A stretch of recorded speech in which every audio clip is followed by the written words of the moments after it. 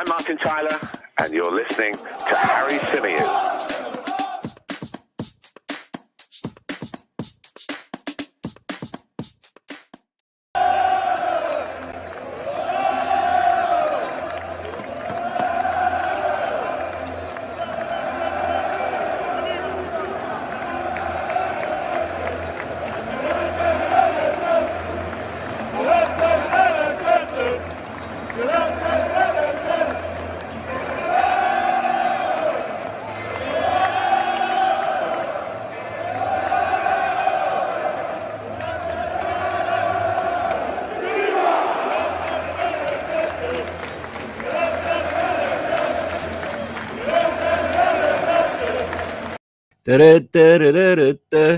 When was the last time you saw the Emirates Stadium that full after the final whistle?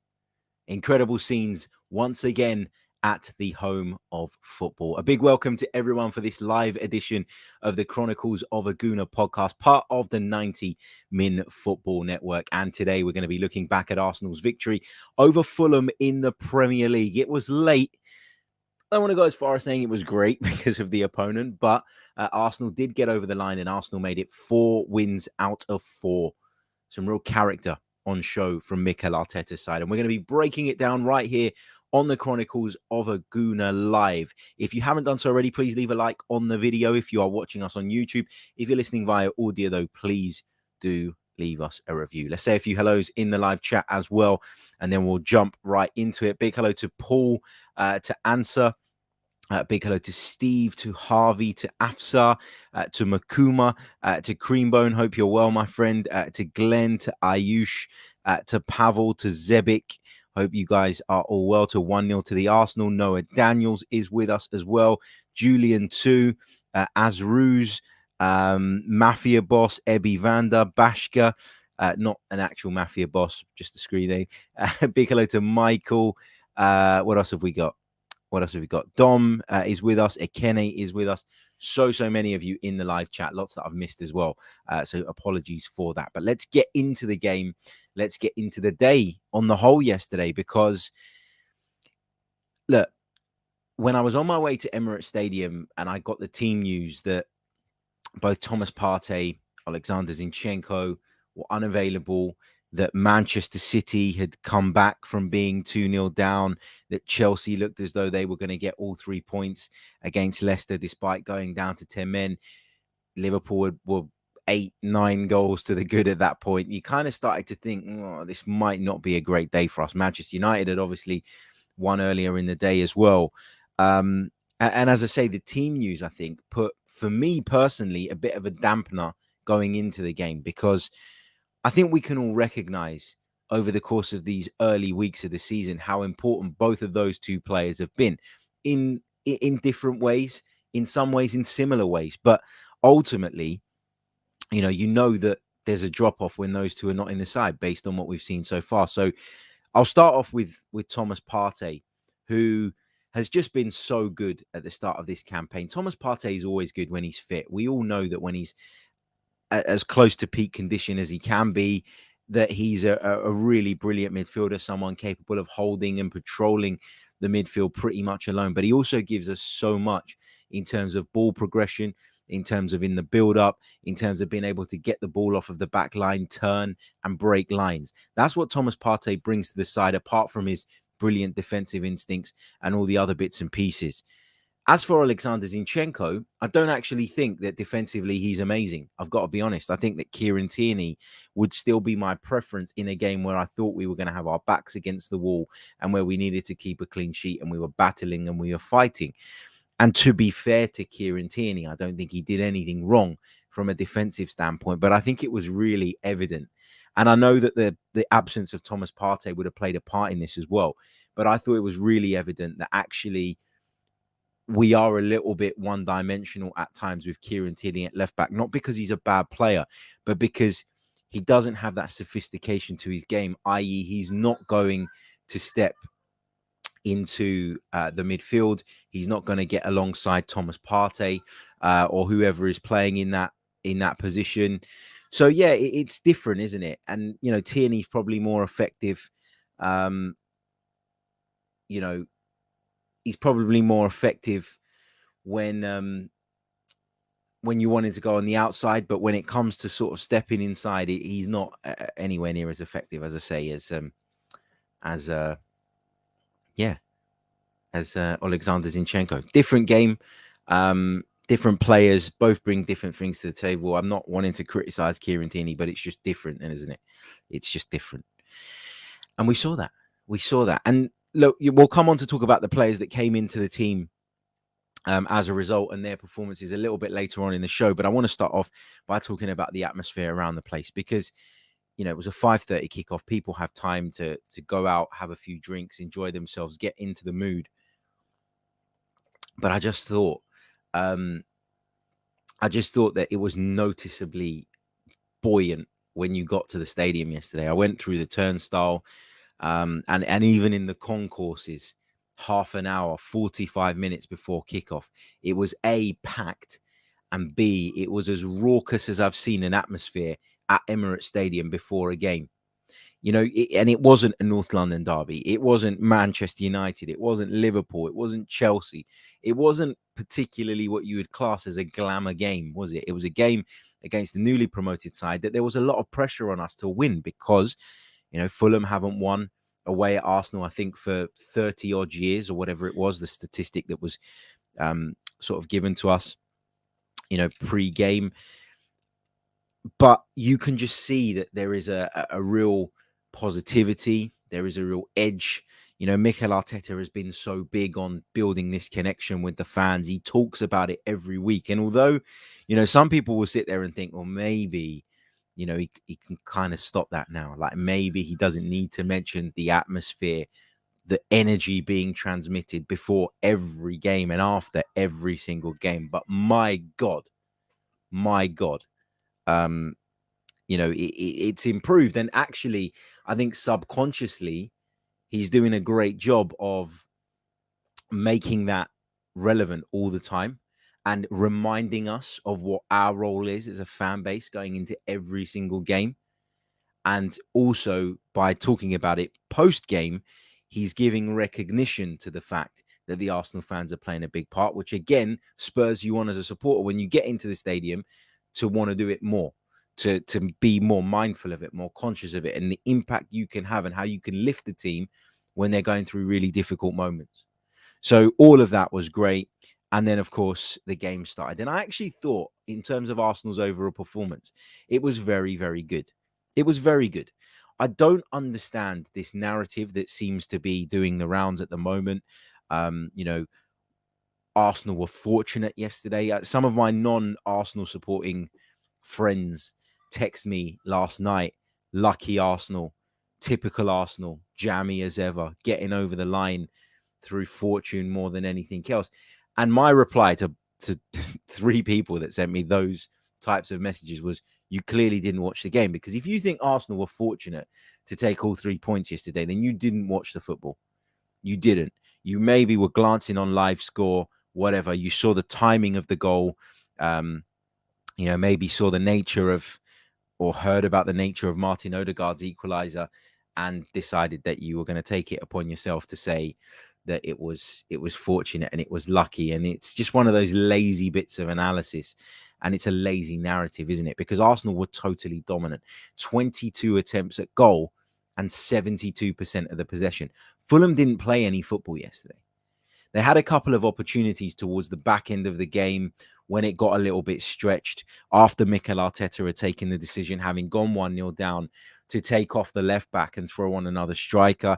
We lost our shape. We lost our structure a little bit. It did get a bit frantic at times, but sometimes you need that in order to be able to go out there and get what you need and to create those openings and to kind of cause chaos in order to create chances. It's part and parcel of football. So, yeah, that was kind of how I saw the game in general, and the victory was nothing more than we deserved. The 3 points were nothing more than we deserved because we were by far the better team. We had lots of chances. We forced Bern Leno into some saves. We probably should have done a lot better with some of those early chances. The ones that came in the first half, the Xhaka one springs to mind, the Saka one as well.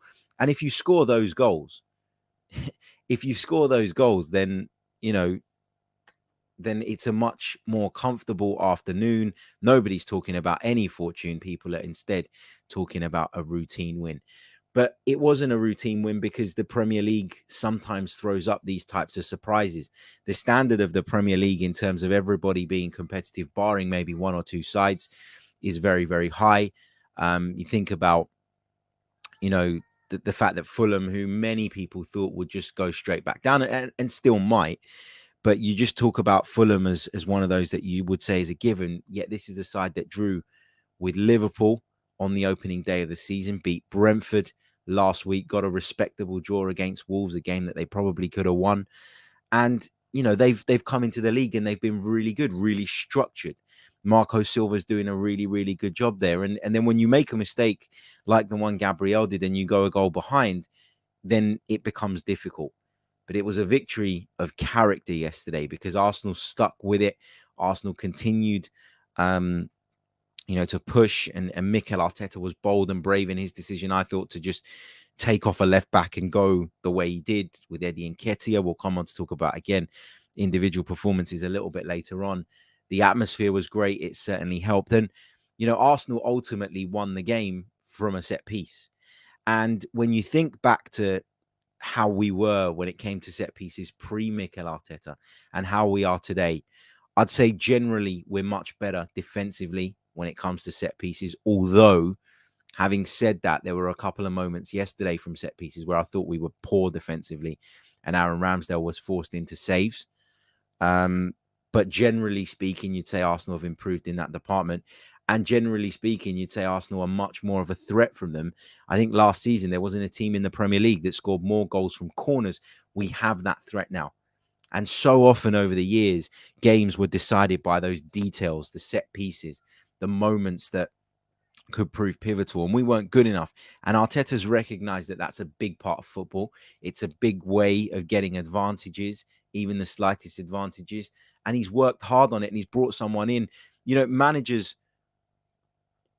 very often can be stubborn, but to acknowledge that you don't have the skill set or the knowledge or understanding of one particular area of the game and then go and hire somebody who does and brings that to the table is part of being a great manager, right? You have to recognize, understand that you can't be an expert in every aspect of the sport and every aspect of the game. And so you need to bring the right people in around you. That's what good managers do as well.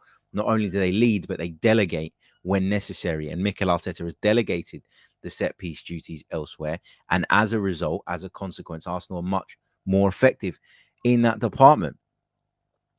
And yeah, before we go on to individuals and various aspects of the game, you got to talk about the post-match atmosphere. I shared a little clip from the Emirates Stadium. Having watched it now, it wasn't the best clip. Like, I could have picked a better sort of 30 seconds or whatever it was. But, how many people were inside the stadium at the end of the game?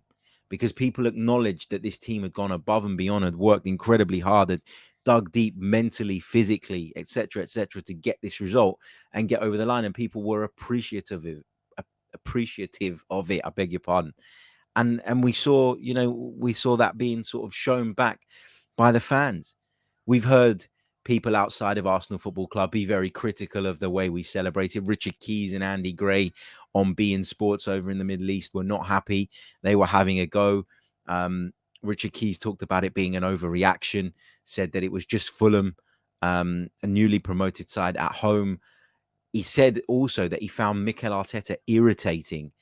And you know what? It was like, mate, you're a professional broadcaster. And believe it or not, once upon a time, right, pre the whole incident that saw Andy Gray and Richard Keys sort of get the boot from Sky Sports, and they deserved it, right, for what they did.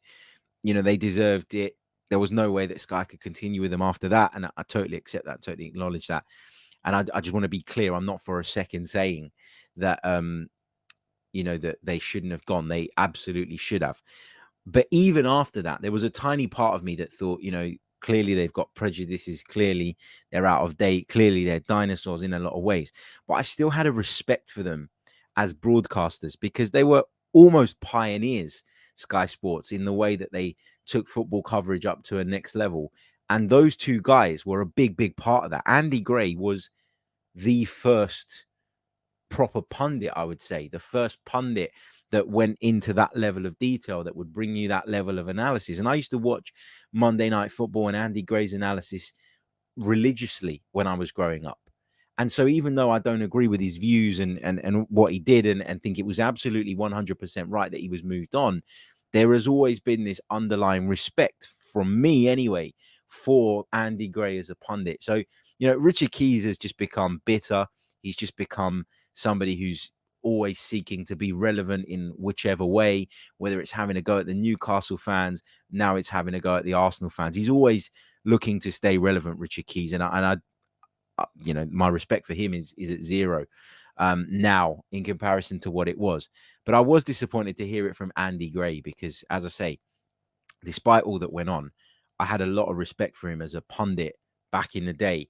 And then when people kind of get to that stage where they're clearly out of date, clearly just looking to stay relevant, you do feel a bit sorry for them, don't you? And that's where I am with Andy Gray, But they were moaning about Arsenal celebrating, they basically called it an overreaction. And I just think it's ironic that you criticize an overreaction by then overreacting and taking it from the celebrations within the stadium to Mikel Arteta and how irritating you find him. I don't think as a professional broadcaster on a platform like that, you should be sitting there saying, I find this manager irritating. Like, there are managers that I find irritating. There are players that I find irritating. But your audience, don't you? Depending on what it is you're doing. Like, I know, for example, I can say on the Chronicles of a Gooner what I want to say. It's my platform. I'm free to say what I want to say. I can show my biasness towards Arsenal at times without it being a problem. I can, I can cross that line of what is fair and neutral on this platform because it is my Arsenal platform. But you won't catch me on a broadcast. You won't catch me when I'm doing reports on the radio, calling managers irritating and all of that stuff. And I just didn't like it. And it's really wound me up. Probably spent way more time than I should have talking about that. But yeah, good to see that a lot of people have jumped up and I don't want to say had a go at them because I don't want people to personally start attacking people and start throwing insults about, but rightly calling them out for that bit of punditry, that bit of analysis, which I think was lazy, poor, distasteful, etc., etc. Okay, let's run through the team and then we'll talk. No, actually, let's talk about some of the key incidents first. So the first goal, the Fulham goal. Yeah, I mean, look, they didn't look like scoring at all. They didn't do anything. They didn't cause us any problems. I can't remember Aaron Ramsdale having to make any contribution of note prior to that moment. People were talking a lot about Mitrovic in the lead up to the game. The threat he poses aerially, the fact that he would bully our fullbacks from set pieces and by drifting out to those positions. He tried it a couple of times against Ben White. And Ben White, there was once in the second half in particular that sticks out in my mind where he sort of read Mitrovic's intentions, understood what he was trying to do, understood that he was trying to get across him and just eased him out of the way, just put his body in a position that meant that Mitrovic couldn't get across him in the way that he was seeking to do. And that was great defending. And I'd said that Mitrovic wasn't going to be able to bully Ben White in the way that he's done to the way he's done to Trent Alexander-Arnold this season and the way he's done to others. So, yeah, and there was a clip going around of me on the 90min platforms where I'd said that and I was sitting there going, please don't allow Alexander Mitrovic to pop up at the far post and score a header. Look, he did get on the score sheet in the end. And as much as it's down to Gabriel making a mistake, you have to give credit where credit is due. You have to give Alexander Mitrovic praise for being switched on, for being tenacious, for putting the work rate and the effort in, and then having the power and strength to win that ball off of Gabriel where he did. And from then on, he was always going to score. It was a good finish. But the mistake should never have happened. I saw some pictures post-match of Gabriel and Bukayo Saka seemingly embroiled in discussion. People, I think, assumed that it was about that goal and the way it came about. Saka was in the right back position at the time, and he played this chipped ball across our penalty area, which is never ideal in my opinion. People say he shouldn't have played it so high. It would have been easier for Gabriel to bring it down and control it. Therefore, he wouldn't have got caught in the way he did. I don't think Saka can play that pass safely without lifting it. So I'm not going to place too much of it at Saka's door. In fact, I'm probably going to say that none of it really is down to what Bukayo Saka did in the action previously. But Gabriel clearly felt that way and wanted to say his piece. I just think having brought it down, you've got to be aware of where Mitrovic is and you've got to clear it quickly and early. And if it means going long and going aimlessly, then you do that. Yeah, it's not a position that you can afford to lose the ball in. And we've said it before, Gabriel has got these moments in him. You know, he does. He does switch off sometimes. He does have these moments of madness. He does have these moments where he appears to lose all composure. You know, maybe you could argue this time that it was maybe too much composure. Maybe he was too lackadaisical and there wasn't enough urgency in his action. I don't know how you want to look at it, but either way, we know that Gabriel can switch off. We know that these things happen. And hopefully over the course of his career, you know, he reduces those in terms of their frequency. But the benefits he brings us are so significant that you kind of have to just not let it go. You should always strive to improve. You should always strive to do things better. But you kind of have to accept that with the good comes the bad sometimes with Gabriel. And yeah, thankfully we didn't lose the game or drop points as a consequence of it. But, you know, then you talk about the Arsenal goals and I thought, you know, we were good value for them. We really pressed, we harried, we won the ball back very quickly every time we lost it. And that's a large reason and a large part of why we had 72% of the possession, which is a lot in the Premier League. But yeah, you know, the first goal, I was delighted that it was Martin Ødegaard that got it because he'd been so workmanlike throughout the game. He'd been everywhere. He'd been closing people down. He'd been winning the ball back. He'd been trying to thread passes through the eye of a needle. He was desperately trying to make that breakthrough and he was desperately trying to set somebody up. And, you know, at times Ødegaard can be a little bit frustrating in that he gets the ball on the edge of the box. He's looking for the perfect pass. He's looking for the perfect 1-2, the perfect combination, when maybe at times he should just unleash it. He should just strike towards goal. And ultimately, you don't shoot, you don't score. And if he doesn't shoot from where he did, then we don't score. It takes a big deflection off of the defender, which wrong foots Bernd Leno in the Fulham goal. But that's the bit of fortune that we needed and we deserved ultimately for having dominated the entire game and having found ourselves behind basically from Fulham's first real chance of the game. Again, and it was a chance of our own making. So, yeah, but the build up to that goal, the way we were zipping the ball around quickly, the way the passes were moving, the way that we were creating overloads on one side, overloads on the other, we were getting midfield runners forward, was just brilliant to see. But that step over in the lead up to the goal, just before Ødegaard strikes it, the step over that completely takes Tim Ream out of the game is just sublime. It's magic. And it creates that half a yard from which he gets the shot off. And there you go. Arsenal have the equaliser. But that wasn't the only moment of brilliance in terms of close control and skill from Martin Ødegaard on the day. I thought he was brilliant at skipping past people, made it look so easily, the chopping back inside, the going on the outside. So much to admire from Martin Ødegaard yesterday. People talk about whether it was the right decision making him the captain. I said it in my instant reaction video. He isn't the most vocal. He isn't going to go around shaking people up. He isn't going to go around ruffling feathers, but he is someone who leads by example, not just in terms of on the ball, but in terms of off of it as well.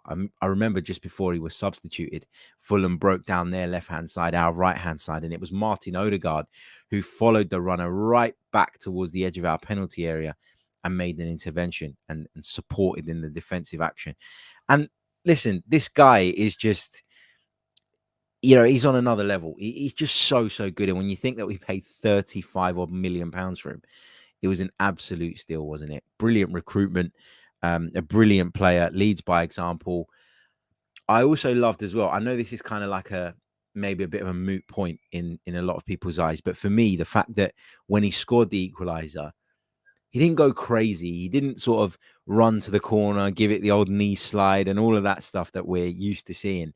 Instead, he went, yeah, you know what? We're back in the game, but this ain't good enough. We got to win this. We've got to go out there and get the second. We've got to take this to Fulham, and we've got to be leaving here this afternoon with 3 points. And I think sometimes goal celebrations can set the tone. This might sound absolutely bonkers, but you score a goal, an equalizer against Fulham, and you go absolutely batshit crazy. What does that say to me? It says to me that you're delighted to be level, and that is your level, and that is what you're accepting. You score a goal the way that Martin Ødegaard did, that gets you back on level terms, and your first reaction is to turn around and run back towards the halfway line because you want to get on with it. Tells everybody that that's not happy, that you're not happy being level. That's not enough.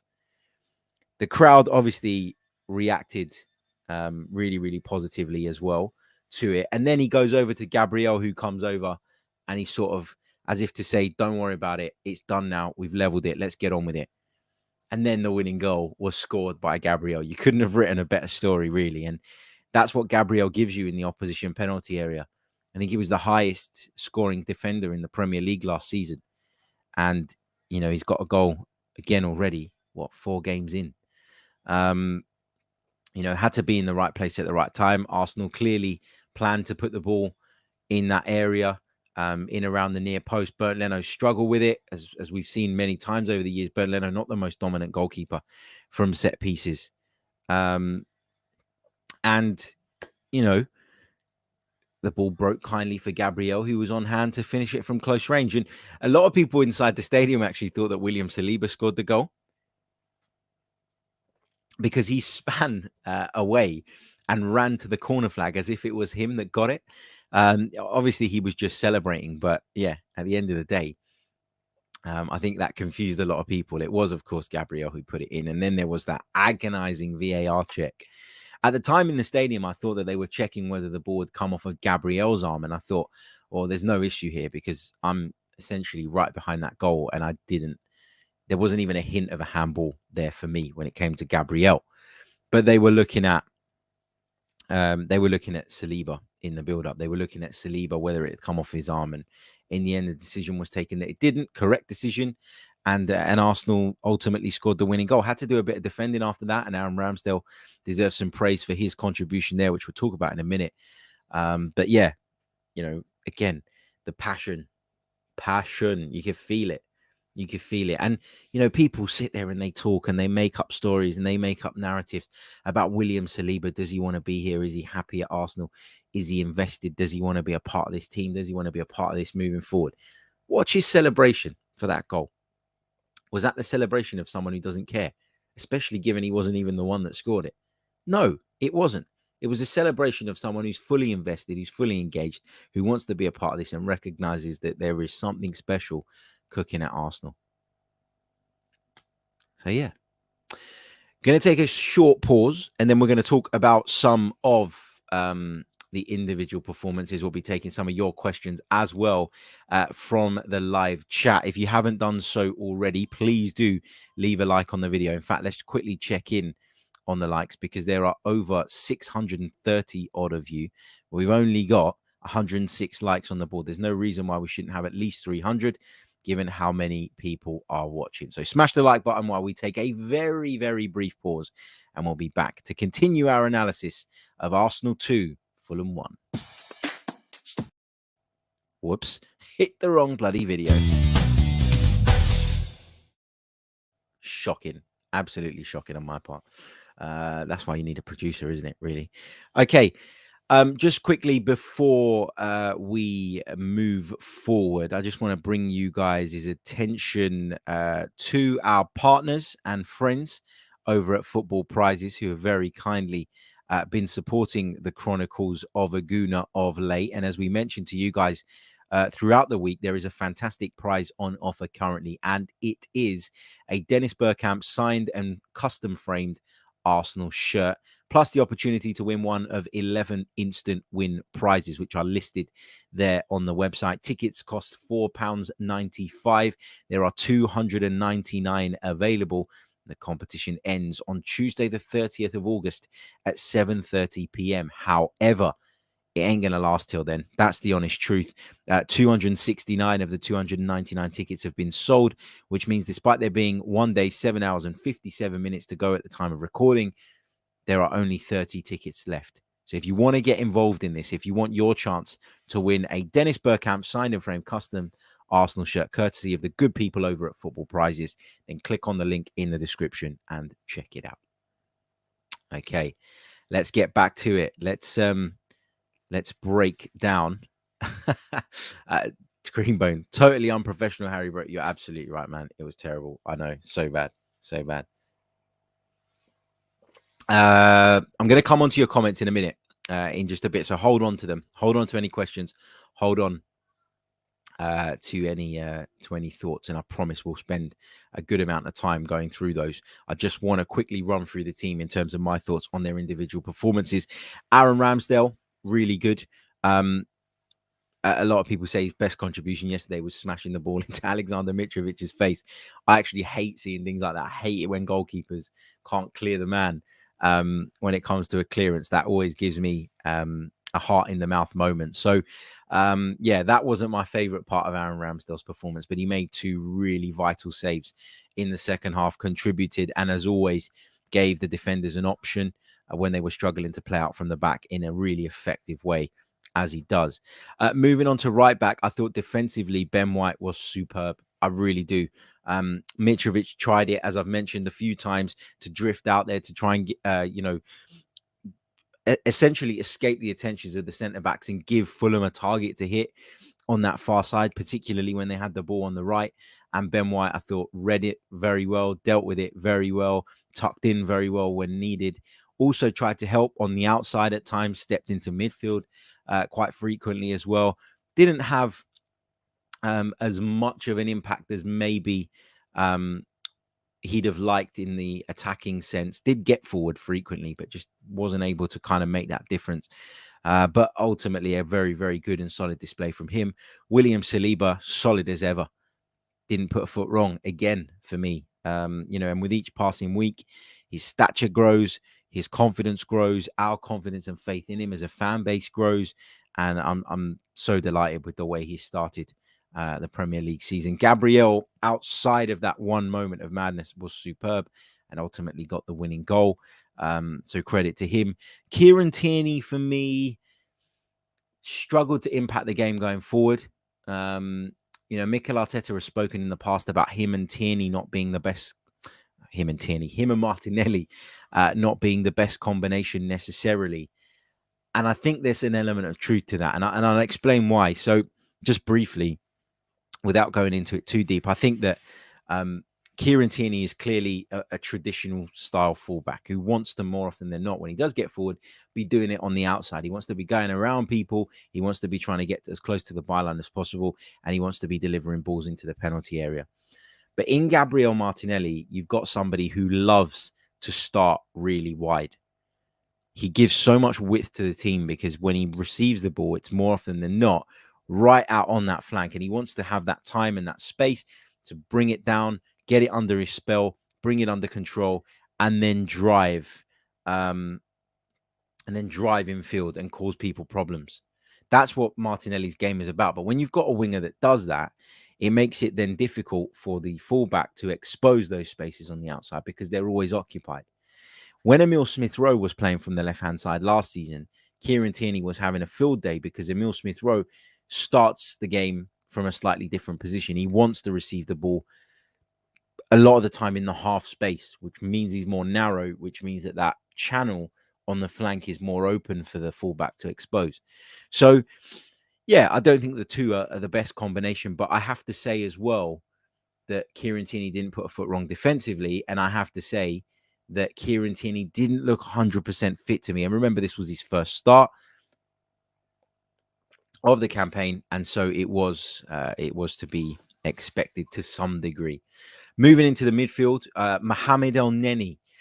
A lot of criticism for his performance. I don't think he deserves criticism. I don't think he was bad. I don't think he warrants criticism. I don't think it warrants people saying, oh my God, he was awful. We need Partey back ASAP. What I think, though, is that it shines a light on how important Thomas Partey is, and why, again, in my opinion, the biggest need between now and the end of the window, if we're going to do something, is to go and get another central midfielder in who can play that role, at least as close to the level that Thomas Partey plays it.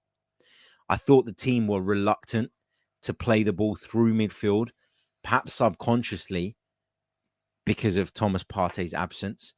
I don't think there's that same trust in Mohamed Elneny from the centre-backs in particular to play that ball in between the lines, to give him the ball with his back to the opposition's goal and in a pressured situation. I don't think, obviously, Elneny progresses the ball beyond the midfield in the same way that Thomas Partey does. And I think we were less happy to play through the middle than we normally are because of the Ghanaian's absence. I don't think Elneny did anything wrong per se, but you can see that the level between the two is very, very different. So, yeah, that was kind of my take on it. Xhaka, brilliant again, getting forward, getting back, helping out defensively as well, occupying those half spaces. Probably should have scored a goal in the first half when that ball was cut back beautifully to him by Gabriel Jesus. But having watched it again, it was on his weaker right foot. It was a volley. It was difficult. But yeah, a really good, solid performance from Granit Xhaka again as well. Martin Ødegaard, I've already talked about. Superb. Was awarded the Man of the Match award by Sky Sports. And yeah, I don't think anybody would have any arguments about that. Martinelli, great again. Ran himself into the ground. Worked hard. Gave us a threat on that left-hand side all day, switched over to the right-hand side on a couple of occasions as well, and actually thought gave Anthony Robinson more problems than Bukayo Saka had managed on the other side, even in those short periods for which they switched. Saka was a little bit underwhelming for me again. Really should have scored that opportunity that came his way in the first half. It came through fortune, really, but he did well to check back inside on his left foot. Leno did well as well, getting out very quickly, closing the angle very quickly. But, I expect Saka to finish that. And I just thought, as I said, he didn't get an awful lot out of Anthony Robinson, the Fulham left back, who has a great deal of pace. I appreciate that Saka is a marked man nowadays. People look at him as a threat. People pin players on him. Very often he's doubled up against and he struggled. I'm at this stage in the season, I'm not worried about Bukayo Saka's performances, but he hasn't been at the level Martinelli has. He hasn't been at the level that Jesus has so far. So, yeah, let's see. Just quickly touching on that Partey point before I move on and quickly talk about Gabriel Jesus' performance. Matt says, in fairness to the club, there are very few players who can do what Partey does, who's less than £40 million and will be happy to sit on the bench until Partey is injured. Completely agree with you. And that's what makes it really difficult, isn't it? But I'm not even saying that you need someone necessarily as good as Thomas Partey, because it's very hard to find that. And as you say, who you're going to bring that's going to sit on the bench. But what you need is someone similar in profile in terms of what they bring to the table, in terms of what they bring to the game. I think Elneny brings you discipline, work rate, effort, all of those things. But does he bring you the ability to progress the ball enough to play in that position? I don't think so. But you're right. It isn't easy. I'm not sitting here saying Arsenal are a disgrace for not having, had a Thomas Partey 2.0 waiting in the wings. But there is a noticeable difference, isn't there?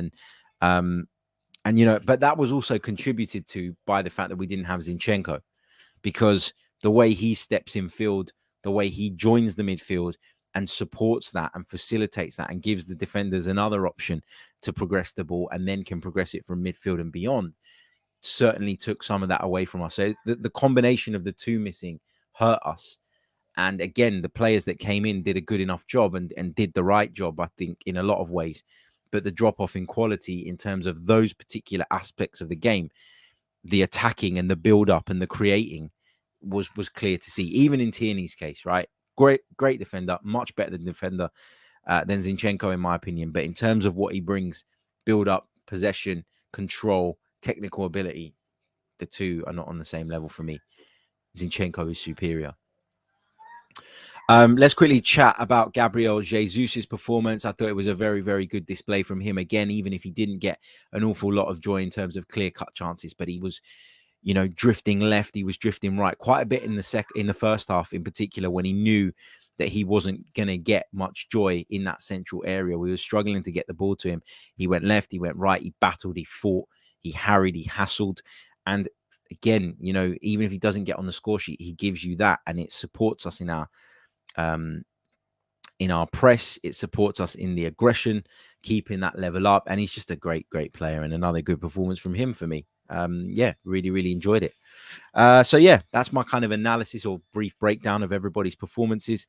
Let's take some of your questions. Let's take some of your thoughts. What have we got here?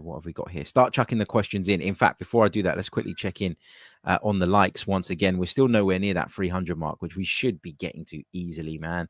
There's over 630 of you with us right now. If you're not subscribed as well, what are you waiting for? Make sure you're subscribed to the Chronicles of a Gooner YouTube channel. Make sure you subscribe to the podcast as well. And make sure you leave us a like, review, whatever it is, depending on what platform you are on. Also, details of our new membership platform, which I mentioned to you guys on a number of occasions last week. They are going to be coming this week. So hopefully by Tuesday, Wednesday, I'll be able to give you the information. And we've already recorded some content that's going to go on there, which I'm really, really looking forward to sharing with you guys. Okay, let's take your questions. Let's take your thoughts from the chat box.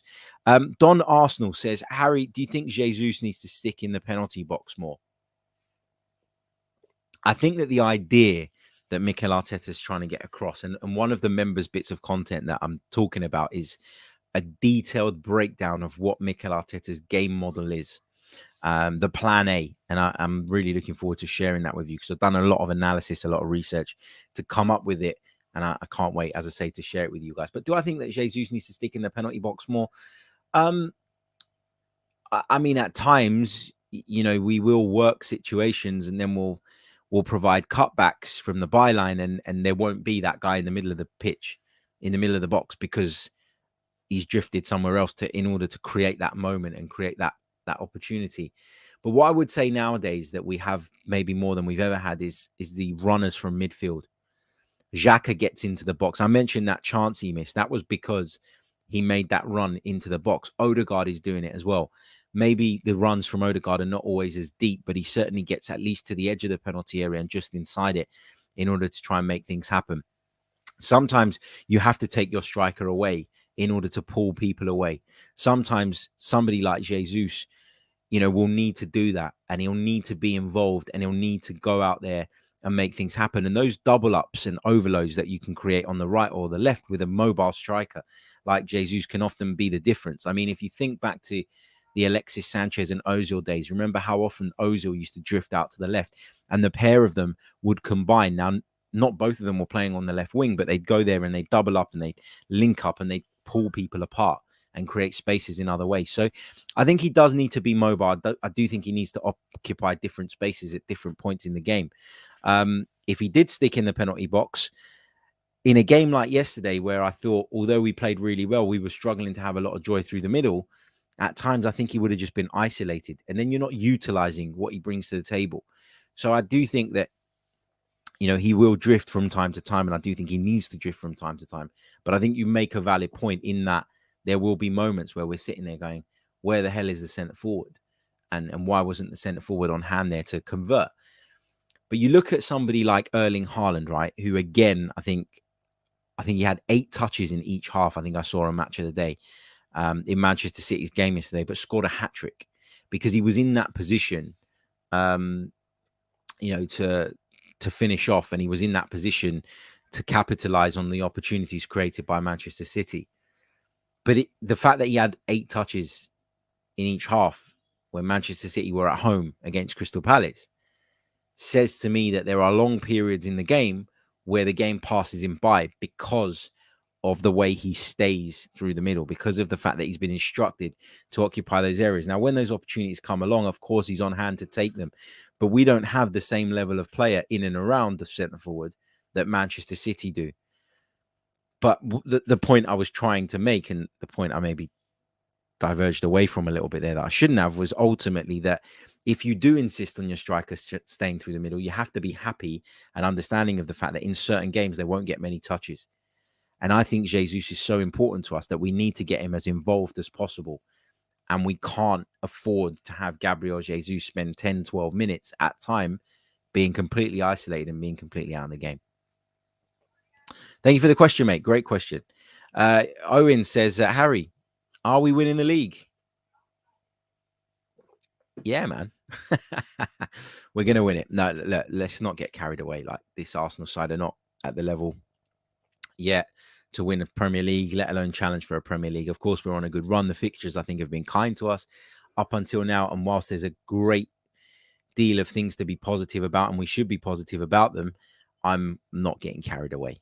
I'm not getting carried away. I was on TalkSport 2 the other day with John Jackson, and he was trying so hard for about 15 minutes to get me to commit to saying that Arsenal were going to win the league. And I wouldn't do it because I know in my heart of hearts that this team are not at that level yet. But I do know that the team are improving. In Mikel Arteta's first 50 games in the Premier League, Arsenal picked up, I think it was 75 points. And they picked up 100, I think, in the second 50 games.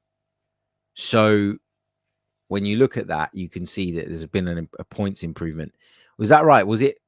Or yeah, 50 games, I think it was 75 points. And then the second 50 games was 100 points. I think that's what I saw on Match of the Day. I'm just taking it from memory, but correct me if I'm wrong. But it shows that there's been like a 25-point improvement over that period of time, which is significant, isn't it? It really is. Thank you for that one, Owen. Pavel says, would you take 4 points from the next 2 games? I want 3 points from Villa, and I'd happily take a draw at Old Trafford. So I guess yes. We always have this debate, don't we? Like we have it quite a bit on this show.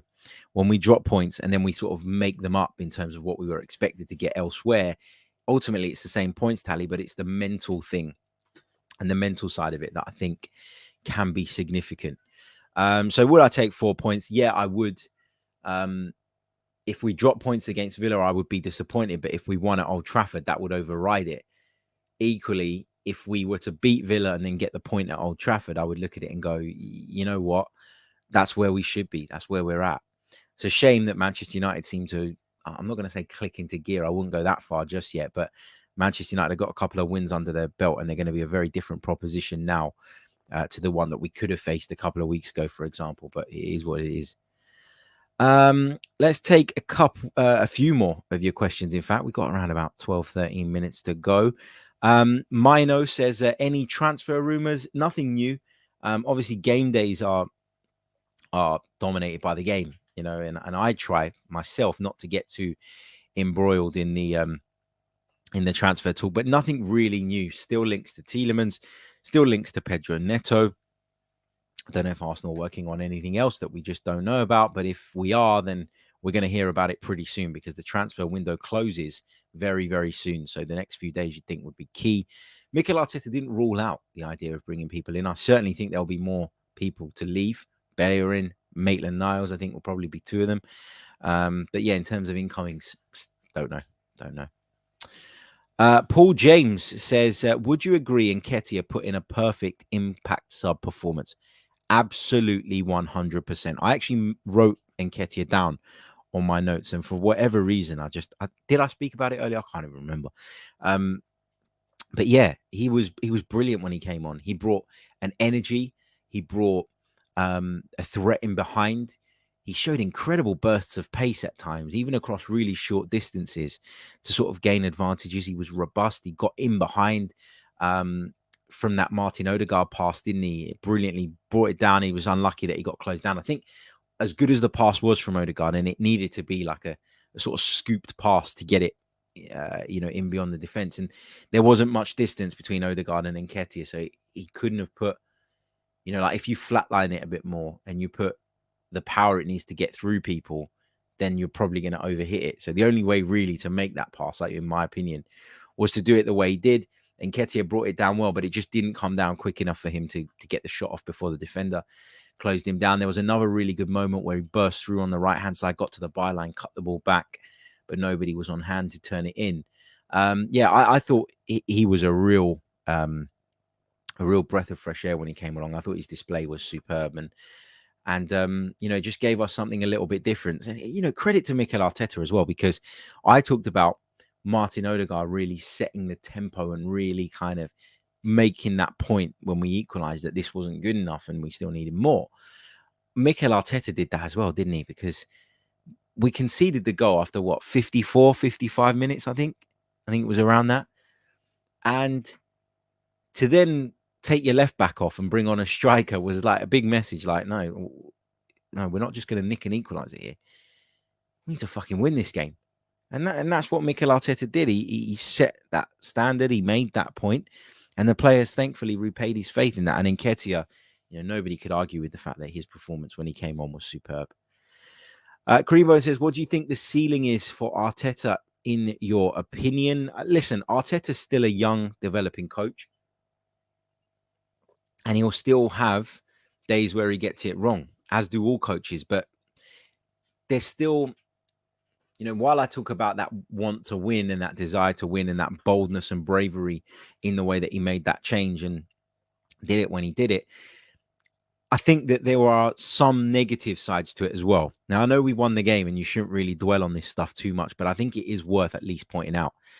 I thought when he made that change, although it gave us an extra dynamic up front and although it gave us an extra body up front, we did lose our structure and we did lose our shape. And the game became chaotic. I said earlier on that part of what Mikel Arteta was trying to do was create this chaotic game because he probably felt like it was the best environment in which his team stood the greatest chance of finding the equalizer and then the winner.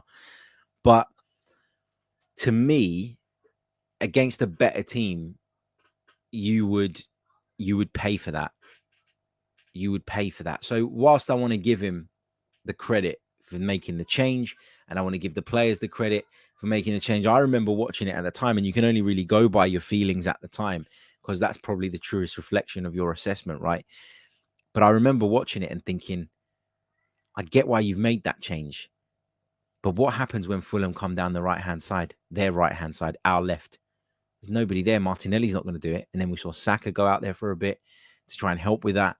And it just felt a little bit all over the shop. We lost our structure, and it was as though we didn't trust in the current shape to be able to generate the chances that we needed to get back in the game. And maybe Mikel Arteta was proven right. In fact, he was proven right by the fact that the result turned out the way it did. But against a better side, they pull you apart there and they take advantage of what I perceive to be a little bit of naivety on Mikel Arteta's part. So yeah. Okay, let's continue through the questions. Thank you for that one, mate. Really good one as always. In terms of his ceiling, I know I didn't really answer it. In terms of his ceiling, who knows, man? Who knows? He could go anywhere if he continues and if he gets the right players and you have the right structure around you. There's no reason why, if he's not back, that he can't go right to the top. Lots of signing questions, which I will address probably during the week because we're going to revert back, I'm sure, to talking about transfers. As soon as the game is kind of behind us. SMA Console says, Harry, on a lighter note, you look like Mitrovic to me. Thank you. It's only taken 53 minutes for one today. I think there were a few actually earlier on in the comments as well. I have to say, right, that even though I don't think I look like Alexander Mitrovic, a lot of people tell me I do. I have to say that the picture, the thumbnail of my instant reaction video from the game, yeah, in that I look a bit like Mitrovic. I accept that. Okay, what else have we got? Arthur says, in terms of the Villa game, how much rotation do you expect? Not a lot, not an awful lot. We've seen a clip of the Arsenal club doctor being videoed and saying that the absence of Partey, who obviously picked up some sort of thigh problem, and Zinchenko, who had a knee problem, was precautionary more than anything. I'd like to think that's the case, but of course you don't know. Arsenal would never want to give that away, really. But I don't think there'll be much rotation. You don't keep chopping and changing a winning team. And I think we played on Saturday. We've got until Wednesday. I think it's a long enough break because, we haven't really got into the thick of the season yet. And that people will say the Europa League's coming up, and it is, but I expect the rotation to happen more so in that.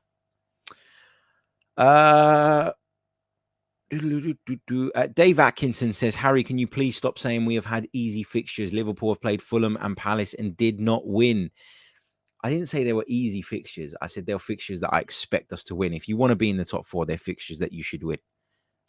In my personal opinion, I know that Liverpool didn't win against Fulham and they didn't win against Palace, but people were talking about it being a crisis when Liverpool failed to pick up maximum points in those games, because they are teams that really, have the capability of producing shocks and producing results, but really they are teams that we should be beating. That was my point. Not that they're easy. I've said time and time again on this show, Dave, that there are no easy fixtures in the Premier League, and I genuinely do believe that.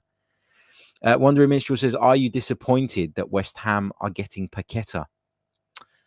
Honestly, not really. I like the player. We did quite a bit of analysis on him over the summer when those links were really, really prevalent, when they were everywhere. I trust that if Arsenal haven't moved for him, it's because they don't think he's the right man. The price is reasonable. The price is one that I'm sure Arsenal could have afforded. I did say that for me, the signing of Zinchenko meant cover at left back, but also meant another option in midfield. And that might mean that we were planning to spend less in midfield. So I wouldn't rule out Tielemans, for example, who we could probably get for a much reduced fee, given his contract situation, given the way Leicester's season has started, given the way things are panning out with him. But to go 40 plus million, clearly we don't think that Paqueta is the right man. And I would argue that Paqueta still doesn't really address the problem that I'm looking at. So the problem I'm looking at is in that deepest lying midfield role. And Paqueta, for me, is not that. He's not that. He's someone who should play maybe as the 8, either on the left or the right. So I just trust that Arsenal don't think it's the right move. And it is what it is, man. Like, West Ham have spent a lot of money on a lot of players over the years, and a lot of them have just failed miserably. I'm not saying that Paqueta will, but, I'm not surprised. West Ham have started the season badly as well. There's a lot of pressure on them as a football club to deliver, and I wonder if they've kind of just panicked into doing this a little bit. Bring in a Brazilian with Brazilian caps, fair play to him, is great. It's a lot of money, and does he fit into that team? I mean, what does Thomas Souček come out of the side? I don't know really how that works for them, but yeah, interesting. Okay, guys, I think I'm going to leave it there. We've been going for the best part of an hour, and we will be back, of course, throughout the week with more Arsenal content. We might even bring you something more today if any news of relevance breaks. Just want to say a big hello to the Arse analyst. The way I've said that has not sounded right, mate, but I know what your screen name is meant to me. He says, big up. I'm new to the channel, bro. Up the Arsenal. If we beat Villa and United, I'm going to start getting carried away slightly. I won't lie.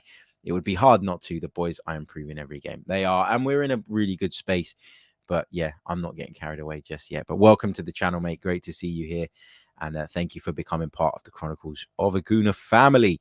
Right. Don't forget to leave a like on the video. We've still not hit that 300 mark, which is disappointing considering how many of you are watching. I do just quickly want to point your attention as well to the latest edition of the Gooner fanzine. If you haven't got it, get online, go to the Gooner fanzine's website, give it an order, because it's another really great edition. The Gooner fanzine needs the support, needs the help as well. To kind of keep going. They're looking to get to issue number 300, and they've frozen the prices once again this season, which is pretty admirable when you think about the cost of living crisis and how things have gone up. I know people want,